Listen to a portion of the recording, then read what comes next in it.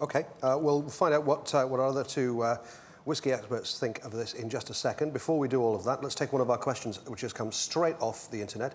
The expression, why reduce the 10-year-old to 40%? That's what one of the friends of Laphroaig has asked. So let's open that up as a question. John, let's take that to you first of all. Basically, since the 1920s, Laphroaig's always been 40%. So, and kind of Laphroaig is what it is. So you don't want to, and it's really popular as it is. So we don't want to. It is very much an industry standard, isn't it? It pretty much is. Yep. Yeah. Sorry, Robert, do you want to come in on that? The government say, depending on where you are in the world, the local government decides whether it's 40, 43, or if you're in South Africa, I don't know if we've got any in South Africa, it'll be 43.2. But if it's below 40% alcohol, it's not Scotch whisky, which is the main point. So that's why we nearly all bottle at 40%. OK. We've had a little bit of chance now for our other experts to have a taste of all of this. So let's move to you, first of all, Jim. Yeah, this is actually always for me a fascinating one, because I think of all the whiskies that you find on Ireland, this one on the nose encapsulates the island itself.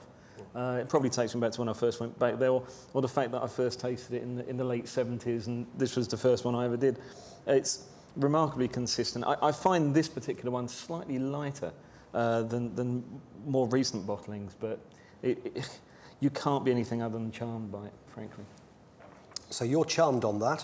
What about you? I'm guessing that you're going to be charmed as well. I'd be amazed if you're not, actually. I'll be charmed by Jim. I mean, I would agree with him about the island. It's not often we agree, but I mean, when I try the 10-year-old Laphroaig, it actually reminds me of walking along the beach on Islay. I mean, that smell of the ozone and the seaweed and everything really comes through on the nose and on the taste.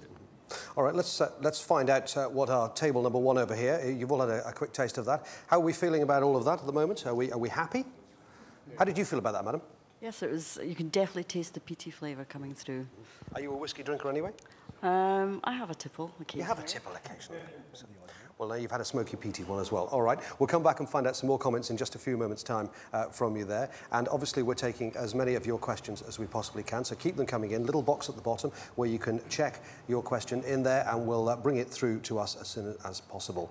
We're going to be moving on with our second expression next, and the next one that we're going to be trying is the quarter cask.